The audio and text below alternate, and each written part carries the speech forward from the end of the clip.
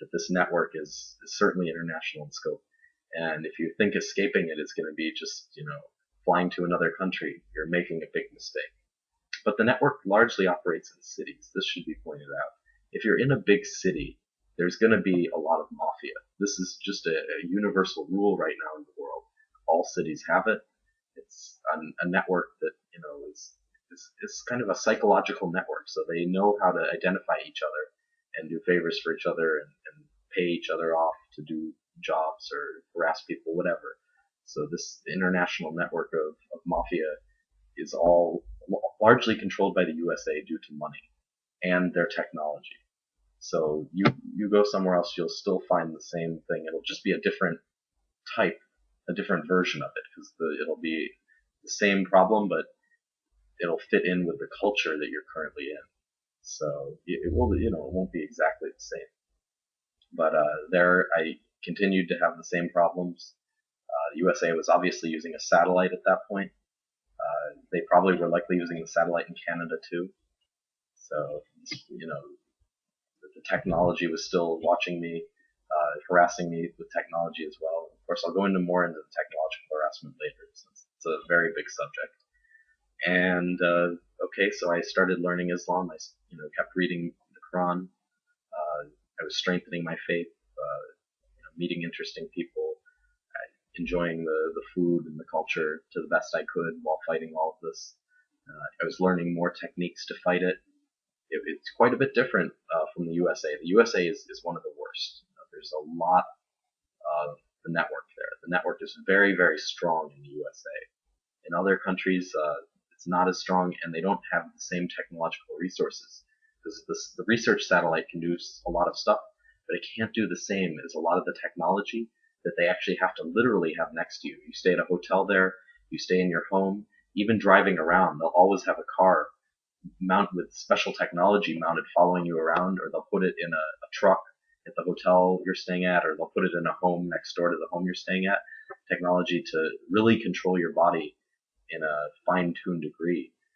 So this stuff I was at least free of. So I was, at least quite happy that I had improved my situation.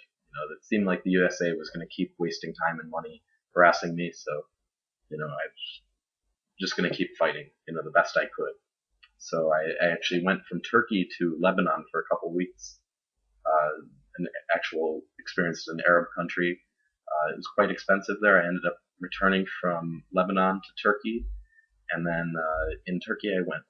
I met a friend there, and I went to Belgium for a week, and actually 10 days in Belgium before I went to Malaysia.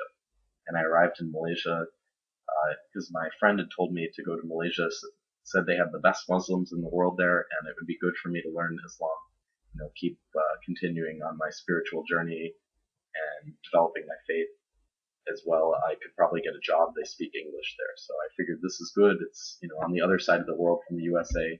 I was still hoping that, possibly I'd be free from their, the terror that they were constantly trying to instill on me. And, although I wouldn't exactly call it terror because I wasn't living in fear from it, but it was a lot of harassment. It was just a lot of nonsense. I had learned at that point that you only fear Allah. And that is a vital protection factor. If for all Muslims must only fear Allah. You can no fear anything else in this world. You have the message from your Lord, and He tells you what is, good and what is forbidden, and you follow what's good and what's forbidden, and that you should fear. If you do what's forbidden and you are not doing what's good, then you have a good reason to be afraid. But if you're following messages, you should not be afraid of anything. So this was a vital protection. But the harassment and abuse is still a large issue.